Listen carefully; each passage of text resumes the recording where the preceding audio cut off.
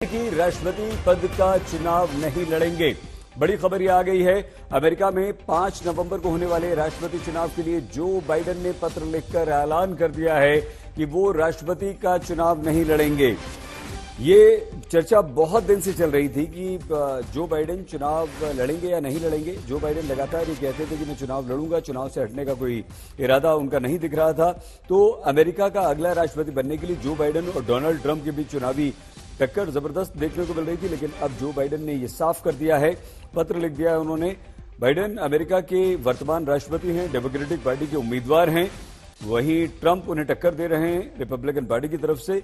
अब दोनों के बीच ये चुनावी जंग नहीं होगी, क्योंकि जो बाइडेन ने पत्र लिखकर खुद इस बात का ऐलान कर दिया है। उनके स्वास्थ्य को लेकर कई दिनों से बात हो रही थी। उनके विरोधी और उनकी पार्टी में कई लोग ये प्रश्न उठा रहे थे कि जो बाइडेन को चुनाव नहीं लड़ना चाहिए, लेकिन जो बाइडेन हमेशा ये कहते आ रहे थे कि वो चुनाव लड़ेंगे, उनका चुनाव से पीछे हटने का कोई इरादा नहीं है।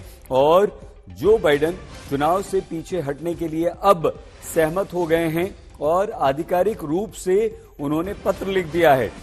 राष्ट्रपति पद की दावेदारी से अपना नाम अमेरिकी राष्ट्रपति जो बाइडेन ने ले लिया है। तो अब सवाल यह है कि क्या कमला हैरिस हो सकती हैं राष्ट्रपति पद की उम्मीदवार। अब यह भी देखना होगा कि अगर जो बाइडेन चुनाव की रेस से हट गए हैं तो डेमोक्रेटिक पार्टी की तरफ से क्या कमला हैरिस राष्ट्रपति पद की उम्मीदवार बन जाएंगी। कमला हैरिस वर्तमान में अमेरिका की उपराष्ट्रपति हैं और कई पोल्स में उन्हें जो बाइडेन से मजबूत दावेदार बताया गया है। जो अमेरिका में ओपिनियन पोल्स आ रहे हैं, प्री पोल जो सर्वे आ रहे हैं, उनमें कमला हैरिस का नाम जबरदस्त चल रहा है। तो क्या अब कमला हैरिस जो बाइडेन की जगह राष्ट्रपति पद की उम्मीदवार होंगी, देखना यह होगा। बाइडेन सीधे तौर पर कमला हैरिस का नाम राष्ट्रपति के दावेदार के तौर पर क्या सामने रखेंगे। बाइडेन नए उम्मीदवार के चयन के लिए ओपन प्रक्रिया का समर्थन कर सकते हैं, जिसमें कमला हैरिस के साथ कुछ और उम्मीदवार भी हो सकते हैं, या सीधे एक उम्मीदवार के नाम का ऐलान भी हो सकता है। तो डेमोक्रेटिक पार्टी की तरफ से अब जो बाइडेन अगर चुनाव नहीं लड़ेंगे तो कौन होगा अगला उम्मीदवार, कौन किसकी दावेदारी होगी, इस प्रक्रिया में कमला हैरिस का नाम सबसे आगे चल रहा है। गौरव सावंत हमारे साथी इस समय हमारे साथ जुड़ चुके हैं।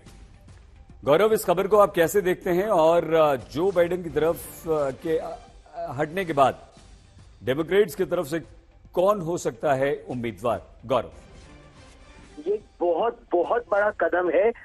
इसकी कुछ समय पहले आशंका तो थी, लेकिन उम्मीद इसलिए कम थी डेमोक्रेट्स के मन में क्योंकि उनको ये लग रहा था कि जो बाइडेन वो लगातार कह रहे हैं कि वही लड़ेंगे, और क्योंकि वो प्राइमरीज में चुनकर आए हैं तो उनको हटाना बहुत मुश्किल हो जाएगा। लेकिन जिस तरह से डोनाल्ड ट्रंप को गोली लगी और गोली लगने के बाद वो खड़े हुए, फाइट फाइट फाइट कहा, जिस तरह से रिपब्लिकन नेशनल कन्वेंशन हुआ मिलवॉकी में, और जो अंतर दोनों प्रतिद्वंदियों के बीच आने लगा रेटिंग्स में, उसके बाद डेमोक्रेट्स को ये लगा कि वो तो पूरी तरह से चुनाव हार जाएंगे अगर ये चुनाव जो बाइडेन की अध्यक्षता में हुआ और वो डेमोक्रेट के कैंडिडेट्स रहे डेमोक्रेट्स के, और इसीलिए उन पर बहुत ज्यादा दबाव डाला गया।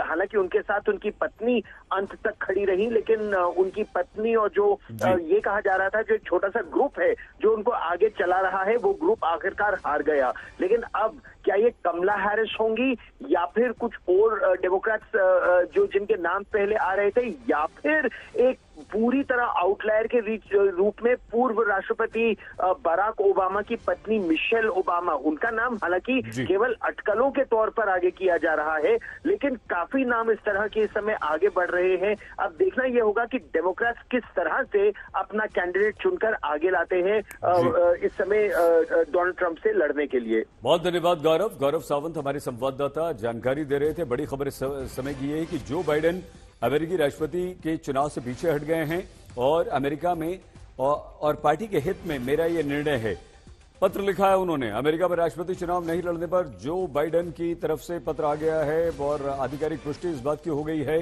ऐलान खुद जो बाइडेन ने कर दिया है, वर्तमान राष्ट्रपति हैं अमेरिका के, और ये चर्चा काफी दिनों से चल रही थी। उनके स्वास्थ्य कारण को लेकर ये चर्चा चल रही थी। सबसे बड़ा कारण, वैसे तो कई सारे कारण हो सकते हैं और हैं भी, लेकिन इसमें हेल्थ, स्वास्थ्य सबसे बड़ा कारण रहा। बाइडेन अपनी दावेदारी खत्म करते हुए खुद पत्र लिख चुके हैं और स्वास्थ्य एक बड़ा कारण उसमें है।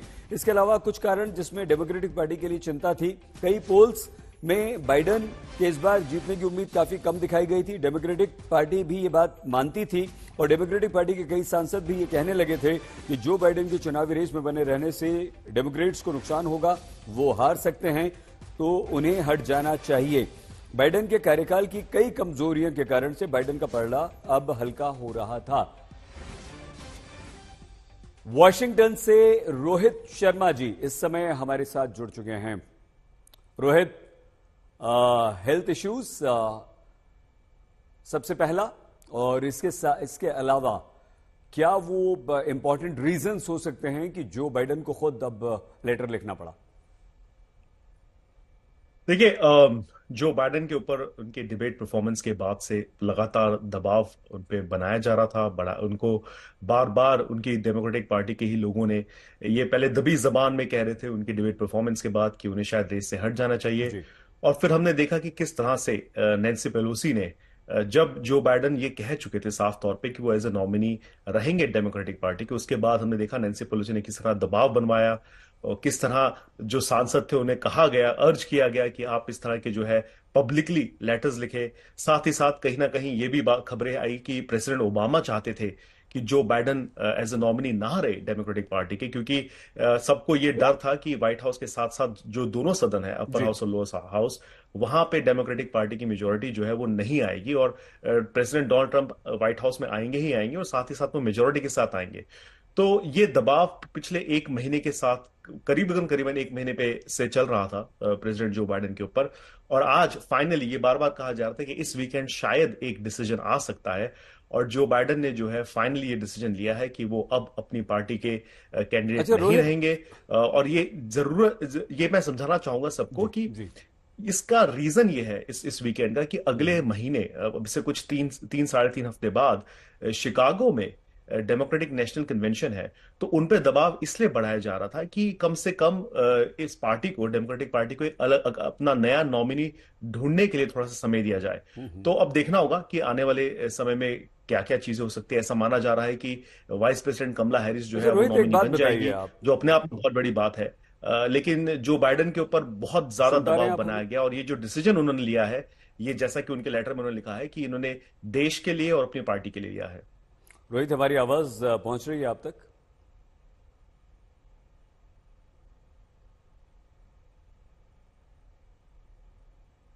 रोहित, क्या आप मुझे सुन पा रहे हैं?